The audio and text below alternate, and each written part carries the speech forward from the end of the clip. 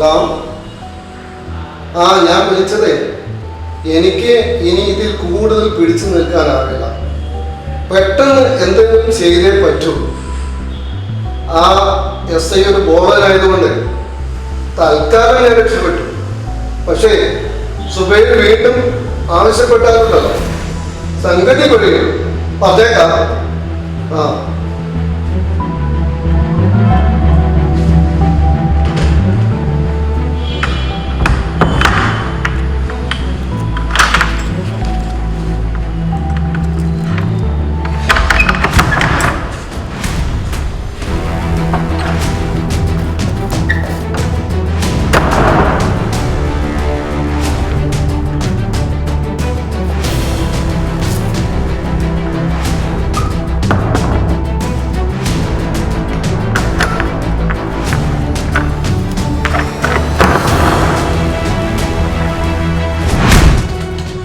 അപ്പൊ പൂച്ചവന്റെ കഥ നാം വിശ്വസിച്ചല്ലേ? അതെ സർ, വേറെ തെളിവുകളൊന്നും ഉണ്ടായിരുന്നില്ല. തെളിവില്ലേ? ഇവിടെ ഒരാഴ്ച കഴിഞ്ഞ പൂച്ചരക്തവും മനുഷ്യരക്തവും ഉണ്ടാകാൻ എനിക്ക് തിരിച്ചറിയില്ലേ? ഇന്നത്തെ ഇടിവെട്ട് പത്രം കണ്ടോ?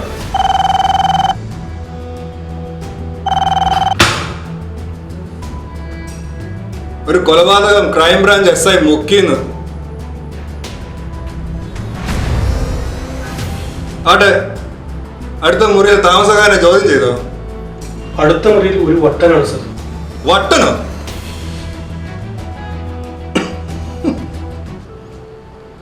താൻ പറഞ്ഞ സ്ഥലം വെച്ച് നോക്കിയാലേ അവിടെ ഒരു സൈക്കോളജിസ്റ്റാ താമസിക്കുന്നത്. ചില കേസുകളിൽ ഡിപ്പാർട്ട്മെന്റ് അയാളെ സഹായവും തേടാറുണ്ട്.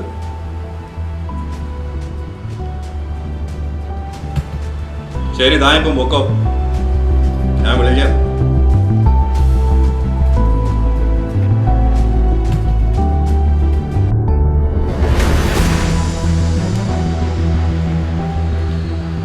എനിക്ക് ഇനിയും ഇത് മറച്ചു പിടിക്കാൻ പറ്റില്ല.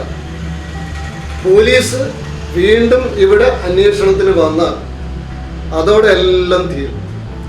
ഒന്ന് അടങ്ങുന്നതാൻ പേടിത്തൂറി. ശരിക്കും പോലീസിൽ പിടിപാടുണ്ടെന്ന് കരുതിയാണ് നിന്നെ ഞാൻ കൂട്ടുപിടിച്ചത്. എന്നിട്ടും അടിക്കുന്ന വാചകം. തനിക്കതൊക്കെ പറയാം, ഒരുപാട് കൊലപാതക കേസുകളുടെ പ്രതിയാണല്ലോ. പക്ഷേ എനിക്ക് നഷ്ടപ്പെടുന്നത് എൻ്റെ ജീവനാണ്. ശരിയാണല്ലോ.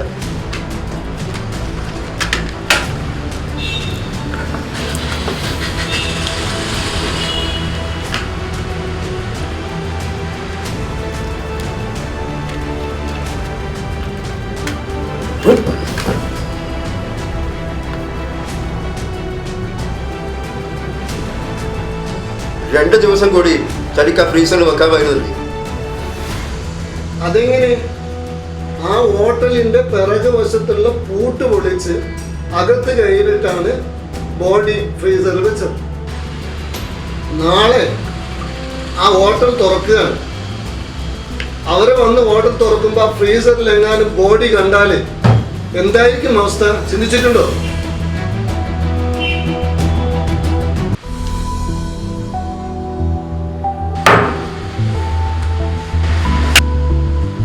ബോഡി എവിടെയുണ്ട് ഇപ്പോൾ?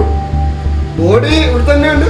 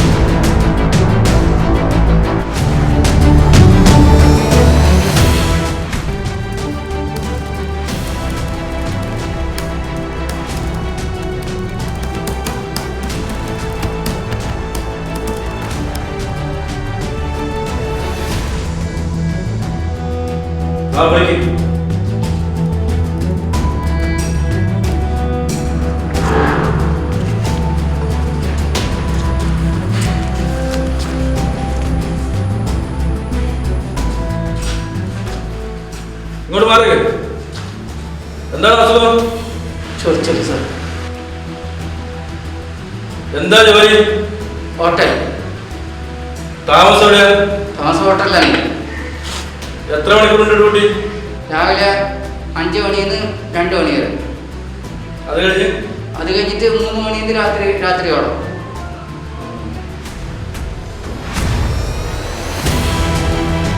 ഷഡ്ഡി ഇടാറുണ്ടോ? ഇപ്പൊ ഇട്ടിട്ടുണ്ടോ? ഹോട്ടൽ. അയച്ചേ. നാണി കണ്ട അയച്ചോ? നിങ്ങളൊന്ന് തിരിഞ്ഞാണ് അഴിക്കും.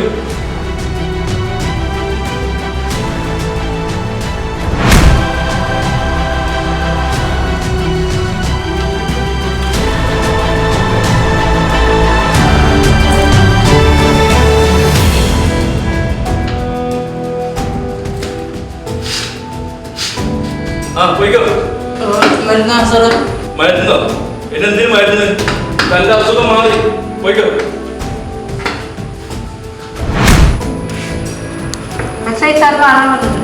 പോയിക്കോ.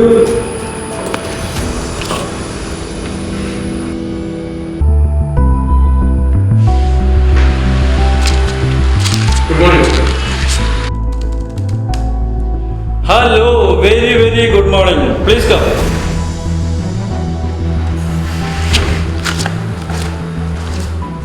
അപ്പോൾ പിന്നെ എന്തൊക്കെയാണ് വിശേഷങ്ങൾ? താങ്കൾ ഒരു ഡോക്ടറാണെന്ന് അറിയില്ലായിരുന്നു.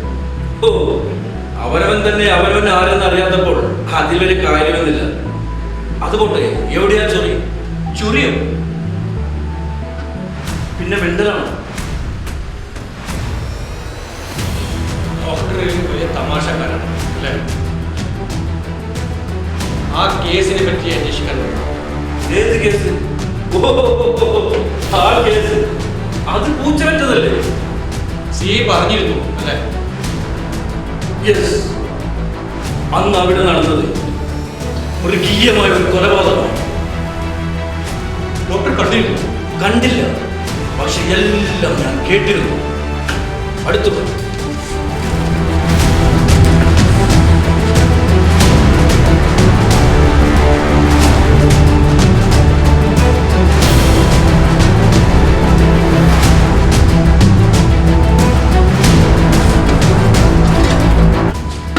ബോഡി എന്തായി എന്ത് ചെയ്തിരിക്കും? ഇന്ന് രാവിലെ വരെ അത് അവിടെ തന്നെ എനിക്ക് ഉറപ്പാണ്. ഇപ്പോൾ തന്നെ പോയാൽ അത് അവിടെ നിന്ന് കണ്ടെടുക്കും.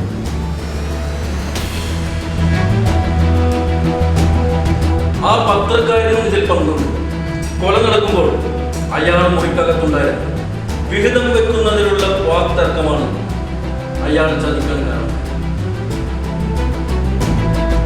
നന്ദിയുണ്ട് സാർ.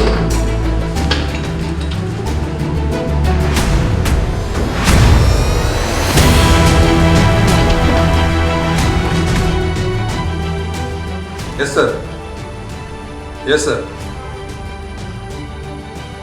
ഒരു ദിവസം കൂടെ തരൂ സർ. അവന്മാരെ ഇന്ന് വൈകുന്നേരം തന്നെ പോക്കും. Yes sir. Okay sir, thank you sir.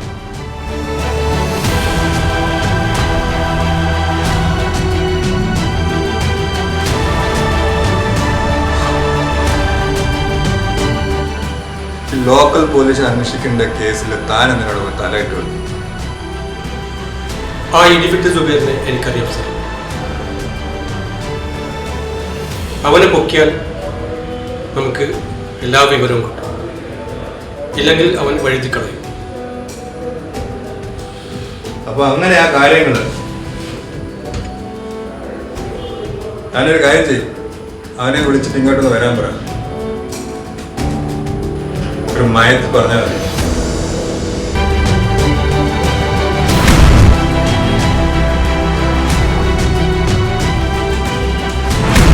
ആ സുബേറെ,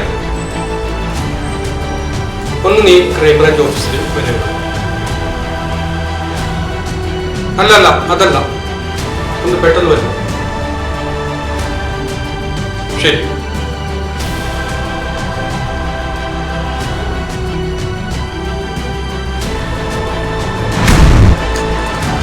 തൊടല്ല, ചീഞ്ഞു മാറും. ഇപ്പോൾ അത്യാവശ്യം എന്തെങ്കിലും ചെയ്തേ പറ്റും നമുക്ക് അടിയന്തരമായിട്ട്. നമുക്ക് കാര്യം ചെയ്യാം, വേറൊരു ഇത് കൊണ്ടുവന്നിട്ട് അതിലേക്ക് മാറ്റി പൊതിയാം നമുക്ക്.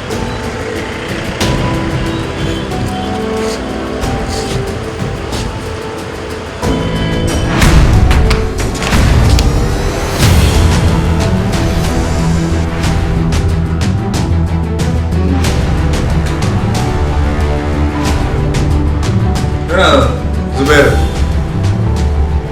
അതെ സർ.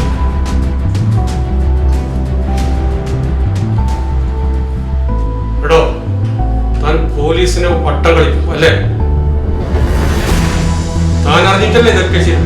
സാർ അവന്മാരെ കൂടി സാർ സാർ സാർ ഇനി സമയം കളയണ്ട.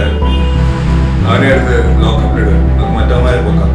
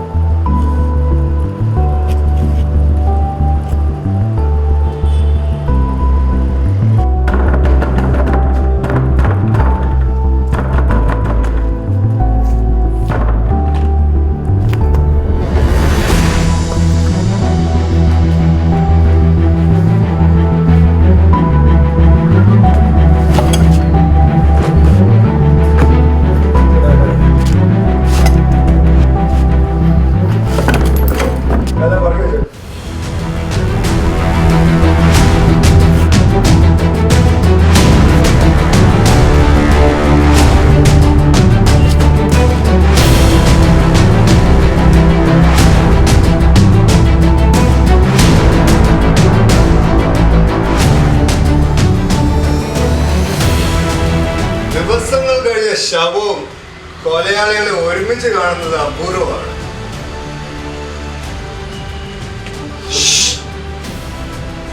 ഇതൊന്നും പറയണ്ട. എന്തിനാണ് വന്നത്? എങ്ങനെയാണ് വന്നത്?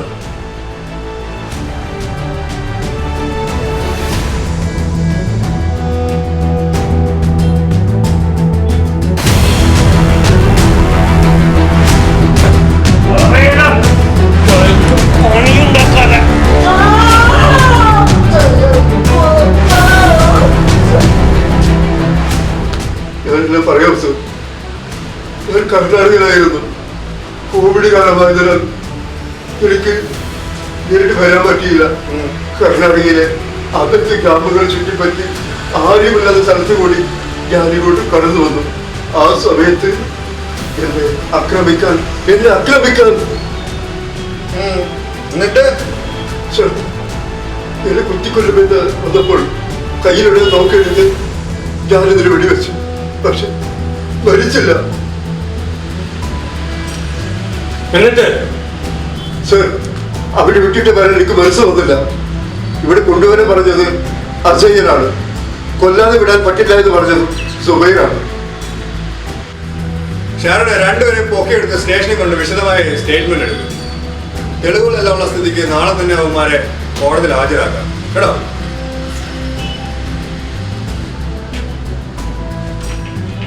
ശവമെടുത്ത് ജീപ്പിൽ കയറ്റടോ.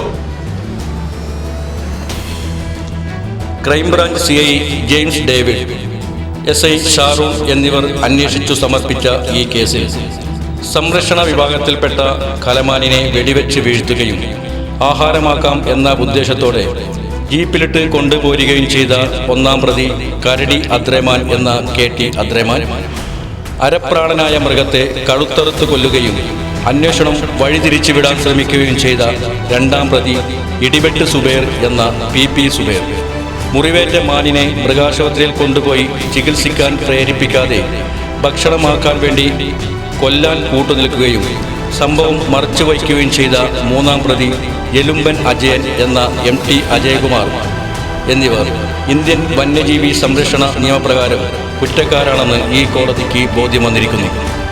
എങ്കിലും ആത്മരക്ഷാർത്ഥമാണ് വെടിവെച്ചതെന്ന ഒന്നാം പ്രതിയുടെ വാദവും ലോക്ക്ഡൌണിൽ പച്ചക്കറിയും ചക്കക്കുരുവും തിന്ന് വായ മുരടിച്ചു പോയപ്പോഴാണ് ഇറച്ചി തിന്നാൻ വേണ്ടി ഇങ്ങനെ ചെയ്തു പോയതെന്ന രണ്ടും മൂന്നും പ്രതികളുടെ വാദവും കോടതി ഒരു പരിധിവരെ മുഖവിലക്കെടുക്കുന്നു.